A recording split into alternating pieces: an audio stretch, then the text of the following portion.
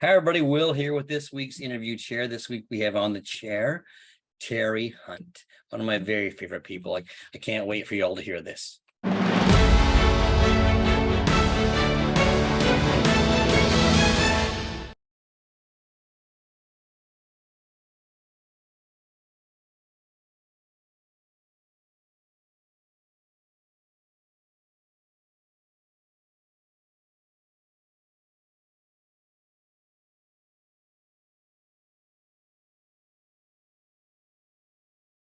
Hi, everybody. This is Will, and this week on the interview chair we have none other than Terry Hundt. How are you, Terry? I'm good, thank you. How are you, Will? Good. It's been a while, and it took a while to catch up to you too. So, Right. how are you doing? I'm great, thank you. I'm, living life good. Oh, good. Not a lot of judging right now, but that's okay. Yeah. I think we discussed off screen that we're both going to see each other in Westchester, so that'll be fun. Right. That's right. All right, let's get started. Tell me how you got started in the sport of dogs, and how old were you when you started? I did not start in the sport of dogs until I graduated from college. I was not allowed, good Italian family, to have a dog when I was a child. So when I graduated, the first thing I wanted to do was get a dog. And I kind of went through some of the books and stuff. I saw a Weimaraner I thought was nice. I saw a short hair pointer I saw that was very nice. And I thought, well, that's a good breed, short hair, blah, blah, blah. Then a friend of mine said, come with me. I'm going to visit somebody that has a Doberman. I said, a Doberman? I don't think I want a Doberman. But I went, and the dog, unfortunately, was not a friendly dog. He was one of these that would sit there and go, oh. So after that meeting, I said, I don't think that's the dog for me. She said, well, I'm going to look at a litter of puppies. I said, okay. So I went to Massachusetts. At this time, I was teaching in Massachusetts. I went to Massachusetts with her at the other end and saw the litter of puppies and fell in love immediately. I bought one of the puppies. The kennel name was Lordor, which was an older couple. And actually they were friends of, I've forgotten her name, but she was an AKC rep and also a handler many, many years ago. And she did handle Dobermans. So I checked with her and so forth, and everything was on the up and up. So I bought this dog puppy, and he was just the greatest. He was one of these, you can do anything you want to me. I don't care. I love everybody in the whole world.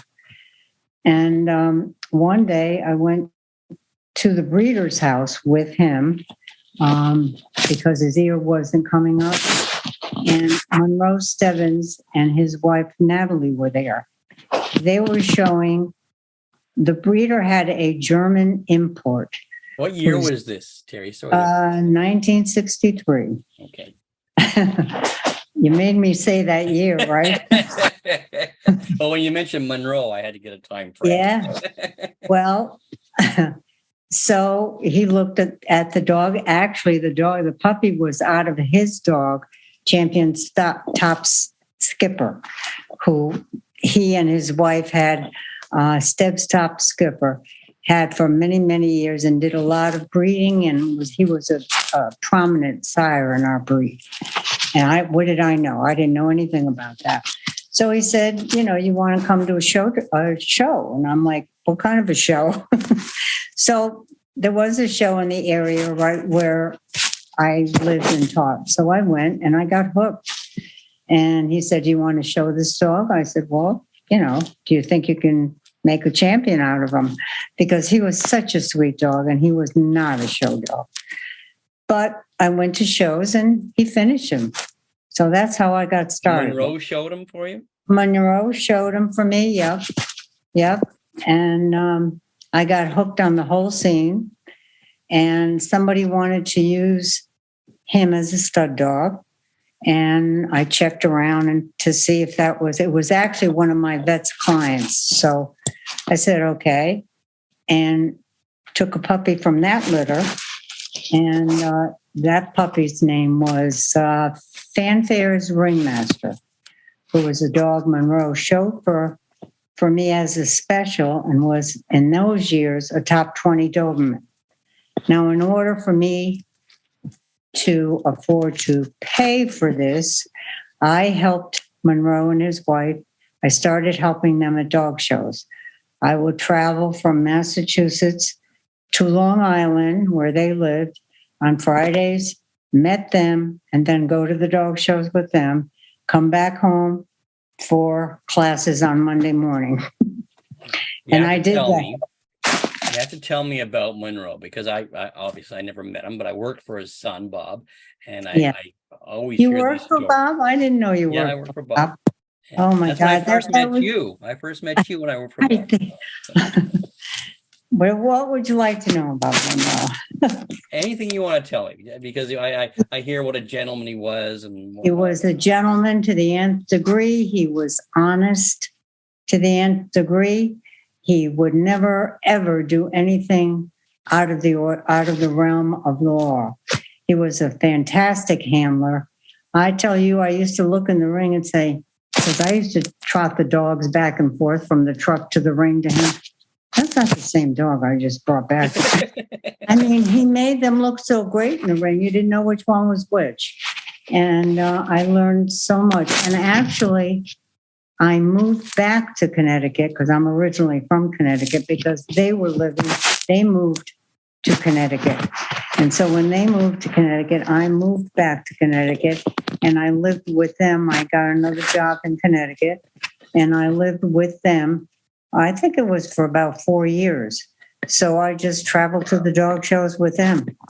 And then when I got my own place, I still traveled to the dog shows with them. It's amazing. The guy, he's a figure in history that I obviously didn't know, but you never, ever hear a bad thing about him, ever. No, there was nothing bad to say. He loved the dogs. They loved him. He took good care of his dogs, and as a handler, I was so confident becoming a handler because I learned so much.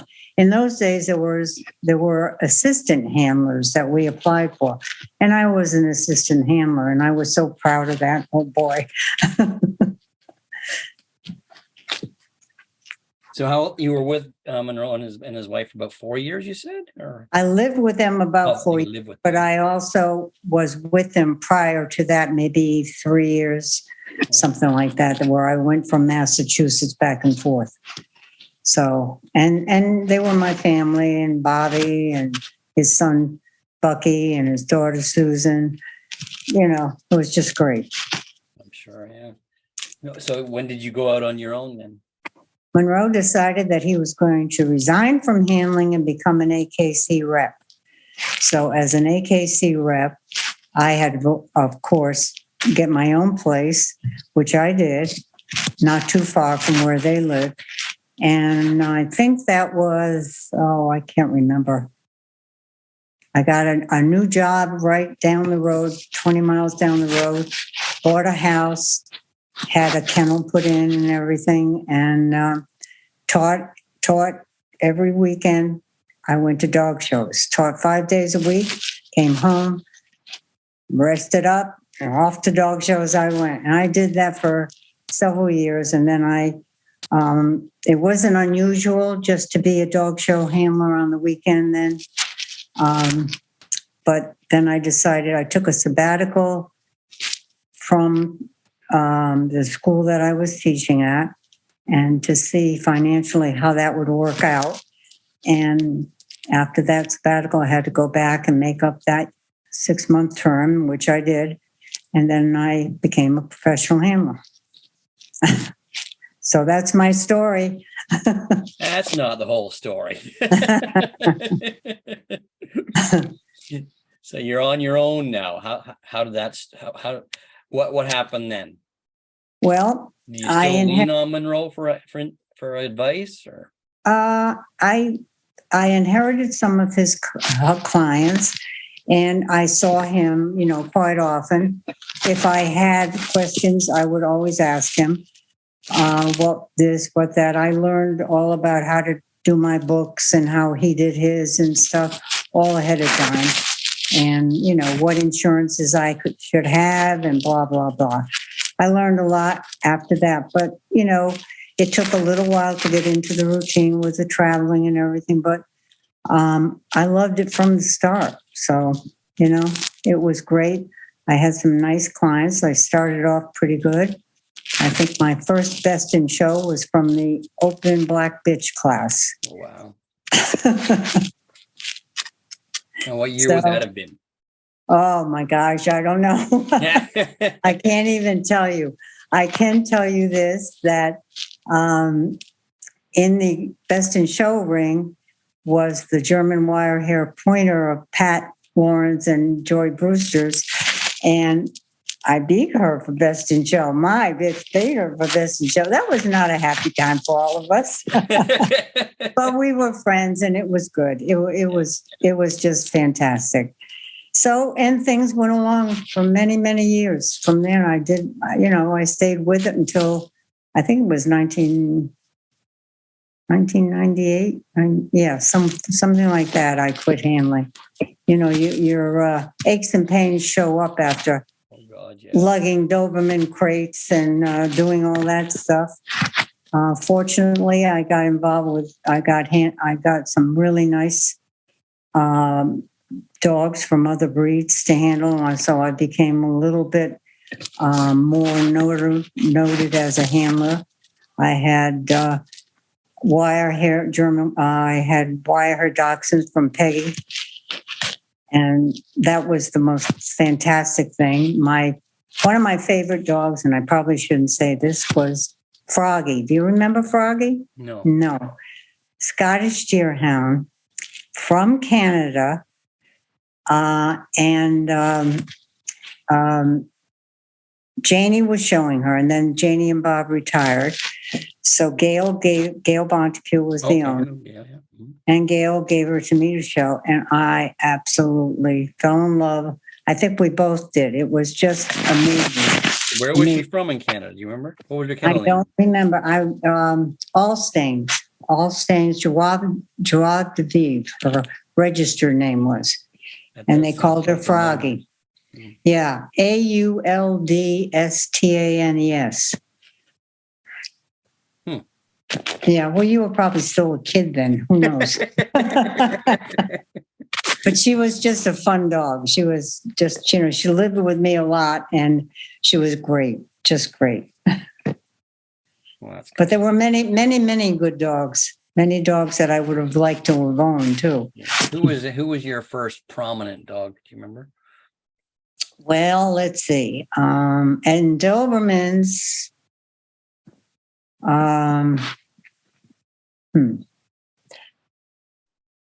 I guess I can't really remember. Not that I owned, but one that I handled there were many prominent ones, but one that comes to mind and still has a record is a fawn bitch that Betty Clark, who still breeds Dobermans here in the United States, is the only fawn Doberman to ever have gone best in show and still has that record. Her name was Ravenswood 2020. Oh. And 2020 was because both her parents, Sire and Dam, were top 20 winners. Oh. And she was a Looney Tune. I mean, not vicious or anything like that, but you really had to be with her every minute in the ring or wherever you were, because she was 14 steps ahead of you. And she was a gorgeous bitch. So that was one. And I loved my other breeds. I loved Froggy. She did a lot of good winning. At the time I showed her, she was the top winning Scottish Deerhound of all time. And of course, that record has been broken many times since then. And Peggy's Dachshunds, we had wonderful luck with. Wonderful luck. Many best in shows. Who would you consider your mentors as a handler? As a handler? Yeah. I'm gonna Um, wait to put the judge's hat on afterwards. So. well, what do you mean as a handler? Well, My men- obviously Monroe was a big influence on your handling. Was oh there yeah, anybody else that you looked forward to or looked? Janie and Bob lived right down the road, a half an hour from me. And if I would have a lot of questions, he helped me with grooming the wire hairs. He helped me with knowing how to keep their coat the way they're supposed to. I didn't know any of that. I had some experience with coats when I was working for Stead because we showed a lot of Bouviers and some working breeds that had coats. But this was different, Mm-hmm. And Janie, when I started handling, any dog that she needed help with, I got to show, which was fantastic. I loved everything because I would go in with breeds I didn't even know what they were sometimes, And right from the start, even when I was working with Monroe, she would come over and say, "Step, can Terry come over and show?" So it was great. They were my three big mentors right there. Great mentors. You got that right. Yep. When did you decide you wanted to judge? Did you decide before you retired or? No, I did not. As a matter of fact, excuse me, I was convinced I didn't want to judge. I was living in Maryland at the time with my partner, and we decided to move to Connecticut. We bought a house up here, and I'm thinking, you know what? I don't really think I need to judge. And then I got a couple of people, one named Maribeth O'Neill, two named Patricia Lawrence, who got on my case. You have to do, I don't have to do it. Yes, you do have to do it. So I decided I would apply. And that'd be a bit intimidating. So you probably have. You think? Well, Maribeth worked for me. Oh, I didn't know that. Yeah. When I was a handler. Oh, yes. I forget how long, but we had great times together. And yeah, a couple of years, actually. Yeah, when she was teaching in Long Island and I was living in Connecticut and I had my license and everything, she would go to show. She was sometimes showing the toy Manchesters. And because that's how I met her family, because Monroe showed Lorelei, their top toy Manchester that won so much. And Maribeth was a kid then. And she would come to the shows with me once in a while to show in juniors. So that's how that story goes. I know. Lots of names. Yeah. Crazy. I had some wonderful experiences with a lot of great people. Who else were your assistants that you can recall? Let's see. Mostly, Maribeth, I had, and then I had a young lady. Well, I had several in the meantime for, like maybe on this circuit one, that circuit one. But I had a young lady whose mother lived in Duncan in Pennsylvania. And Shelley was 15 when she came to work for me. And a cutie. Oh my God, she was good. She was good with the dogs. She showed. She got to the point where I could send her in with any dog, and my clients loved her. She was with me quite a few years. She now has two boys. One is just graduating. One is in college, and the other one is getting ready to graduate from high school, if you can believe that. Yes. Yes. So you're still in contact, and that's great. Oh, yes. Oh, yes. And her mother is a doll. Her mother shows standard Manchesters now. So, and she got actually one of my favorite dogs, too. I have a lot of favorite dogs. Was a little Manchester bitch. And I was showing her just as I was finishing up my career, and I loved her to death. She was a cutie. She would sit in the desk drawer when I was doing, I can tell you stories. You won't believe about any of them. They're a fun breed, though. They really are. Yes. Oh, I love them. I had Cheddar, who was a male one that lived with me when my mother was living with me. And he loved my mother, would sit on her lap. And he was owned by Bob Bishop, who you don't know, but Bob Bishop was the curator of the dog museum, not the dog museum, the Museum of Folk Art in New York for many, many years. I have a wonderful picture here that he gave me. And, but I got to love that breed very, very much too. They're very personable. I've actually had a few of them, and I remember growing up watching them. I remember Billy Pace had one named Sandy when I was a kid that I fell in love with. Yep. I remember that one. Oh, do you? I can still hear him. He was at ringside one time, and these kids were all around Sandy, and he was just out to go on Best in Show. And a little kid went over, and it's maybe it sounds a little offensive now, but a little kid went to touch her, and he said, "Get your candy floss hands off my dog." Very good. Very good. That was good. See, that was a lot better than what I would have said, probably. No, I love kids too. Well, he was always great to me, Billy was, and juniors when I was a kid. So yeah, I remember that. I remember being at ringside, and there was a family of these little kids, and they all had like candy with them. So, and one went to see Sandy right before Best in Show, and he said, "Oh, get your candy floss hands off my dog." That's right. That's right. And I had a Doberman once. Speaking of kids, I had a Doberman once that I showed for a breeder in Louisiana, and I loved the dog. He wasn't the greatest Doberman, but he had a temperament. But he was a very strong-willed Doberman. And I'll tell you, if there was any nonsense going around, he knew it, and you knew he knew it. Wow. I had a judge once. I forget who the judge was. I know who the judge was, and he's still alive, so I'm not going to mention his name. But in the breed ring, he decided he was going to do a temperament test.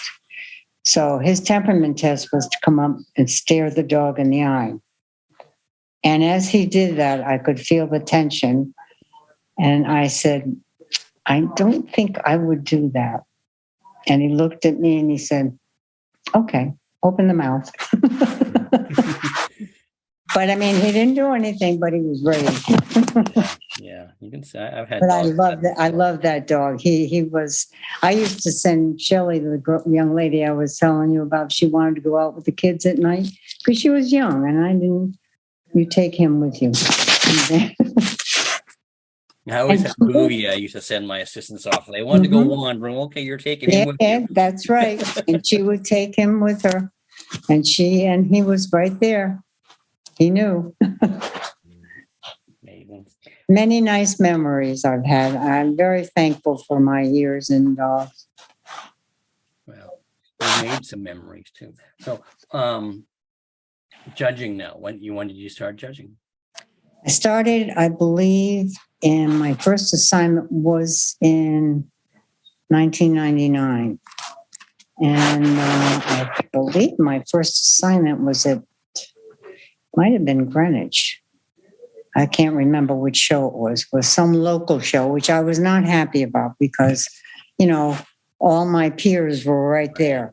And I was already nervous, and I'm going in the ring going, "Oh my God, what's going to happen if I don't put so-and-so?" All the things that go through your head.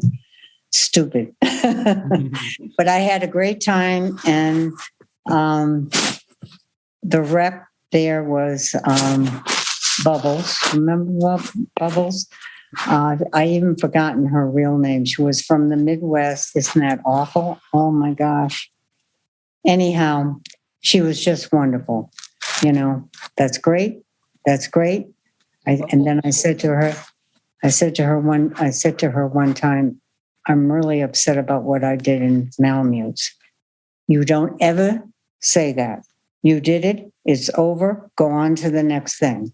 And I learned a lot from that, because we all make mistakes, believe me. And the thing is not to fuss over them because then you screw yourself up mentally, Who would you consider? Do you have a mentor, a judging mentor that you looked up to that guided you? Janie, obviously, Pat, basically. Yeah. I mean, I had Janie right in my area, who else do you, Yeah. what else is there? That'd be perfect. As a handler, as a judge, as a friend, all the way around. Yeah. I was always in such awe of them when I was a child. I remember going to the Cherry Blossom Circle with Mr. Aldridge, and they were there, and it was like, oh my God, there they are. Yeah. Oh yeah. I used to sit by the ring and watch them. You learn so much that way. Really do. That's. Yeah. And Steb always used to say to me when I was working for him, if we had a break, because, lots of times we showed Dobermans and nothing else, maybe Bouviers. We didn't have a great Ridgebacks, He'd say, okay, you got 2 hours off, get over to those rings and go and watch this breed, that breed, that breed, and that breed. And that's how you learn. That's amazing, because that Bob did that with me. Oh, really? Whenever we had a break, he'd say, okay, I want you to go to ring 2 and watch Eugene Blake show a Saluki. I want you to go here and watch so-and-so. I want you to go here. Yep. That's what he did to me. Yep. I learned a lot. Exactly right. That's right. And I remember too. Yep. When I first started handling, when I first started working for Monroe, he'd say to me, soundness, and I didn't know soundness. Okay, I know they move, they have to move a certain. You go and sit by that Siberian Husky ring and do not move. Those are sound dogs. And in those days, you never saw one that wasn't. And you learned. Well, yeah, that would ingrain you, wouldn't it? That'd be a good yeah. So you've judged some really amazing shows. What have you got? Some that are highlights to you? Well, obviously my group judging at Westminster, working in sporting were the highlights. But I judged my national specialty a couple times, and best of breed was 1 year, a couple of years ago, actually, just not that long ago. I loved doing that. It was a disappointing and yet a great feeling, you know what I mean? Because I was disappointed sometimes in the quality, but I found what I thought was a gorgeous bitch, and she went on to do a lot of winning in all breed shows, so I was pleased about that. And she's got some pretty puppies on the ground. Oh, good. Yep. So what's next? What do you have for judging? Sporting, working? Sporting, working, and part of the hound group. I never went for the rest of it. I started, I guess I shouldn't say this, but I started getting discouraged with dog shows. And a couple of years ago, well, more than a couple of years ago, I found the quality wasn't where it should be. And I thought there were way too many dog shows, which definitely hurt. Hand in hand, though, and there's that many. Definitely hurt the quality. Down, so. Exactly. Definitely hurt the quality. I mean, I judged a show not too long ago. I think there were 350 dogs. And I'm like, why? Yeah, just so many of them. And I mean, there were majors. There were majors for different breeds at those shows. We used to have 35 bitches for a 3-point major. Now 5 dogs, males. It's terrible. Yeah, that's crazy. It is. We have that problem up here too. We have too many shows up here too. Yeah. Well, and so I decided I was, to answer your question, I was comfortable with what I had, and I was just going to stay with what I had. So that's what I did. That's good. What about advice? If I were to ask you as a judge, what advice would you give me? I think the most important thing is to be confident in yourself, regardless of whether it's a dog that's done 500,000 best in shows and it comes in your ring and you don't like it. You don't like it. Don't put it up just because it's won. Confidence is an important thing in judging, because I think lots of judges are swayed by other judges. Lots of judges are swayed obviously by all the publicity. And it's easy to do that. It's much harder to stand there and do what your gut feeling is, you know? Yeah, you're right. Though it has become so easy because there is you're still not supposed to look at the catalog and whatnot, but you can just find it online and you can see who won yesterday if you want to. And you're sitting at the ring the day before, and then you're judging the next day. What's the difference? You know, that's what I mean about confidence. You have to know, okay, I didn't like that dog that so and so put up. It doesn't mean he didn't like it. I don't like it, so I can't put it up just because he liked it. Do you know what I mean? It's a hard thing to come around to. Believe me. One of the most important lessons I learned was, as to be a judge, you need to be selfish. So, and I always, when I haven't judged a lot yet, but whenever I go in there, I try that goes through my mind. Yep, that's right. That's right. That's a good word. It is.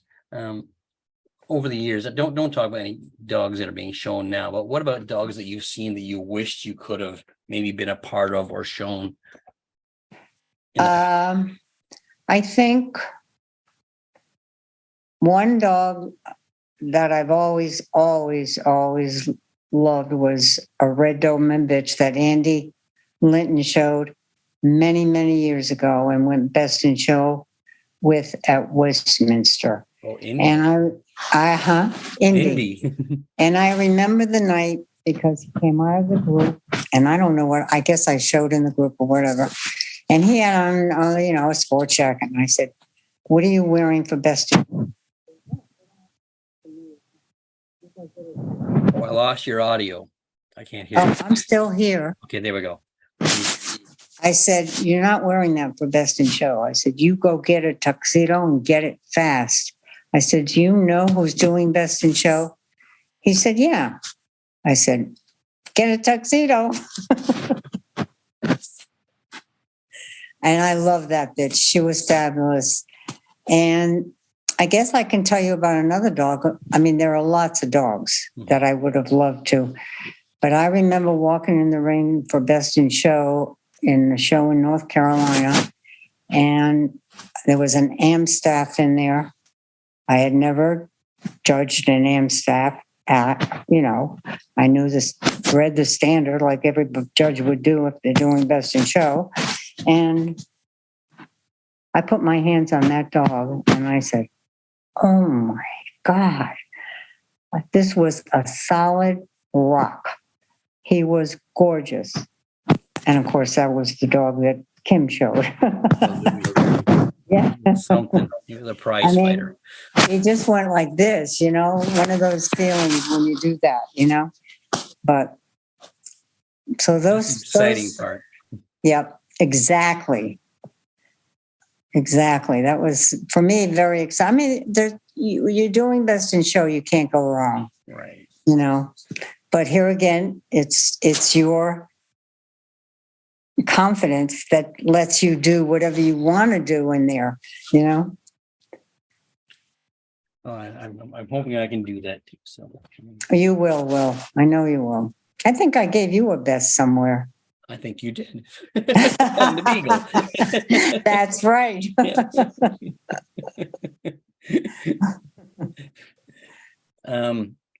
Okay, I'll give one more question then, Terry, then I'll let you go. If you were to meet the 20-year-old Terry now, is there any advice you'd give Terry? If I met the 20-year-old Terry now, I would say I was not a very confident person at that age. I was very shy.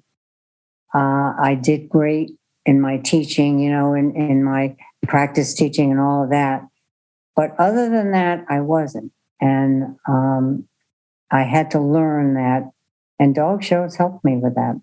Believe me, they really helped me. Dog shows have helped a lot of us with that. Yeah. So. I could go out and teach a class of 90 kids. But the minute I got in front of in the ring, I'm losing your audio again. Oh, I like it. Yeah. I don't know why. Oh, there we go. They're back. Okay. But, Lower your head down a bit though, Terry. All I have is your nose now. There we go. Well, that's a sad thing.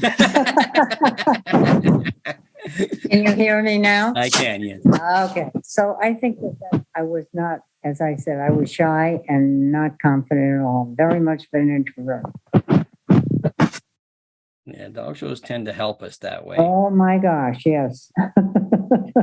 There's a many young man ways. up here in Canada. He has beagles. He's slightly autistic, I believe. Just a wonderful young man.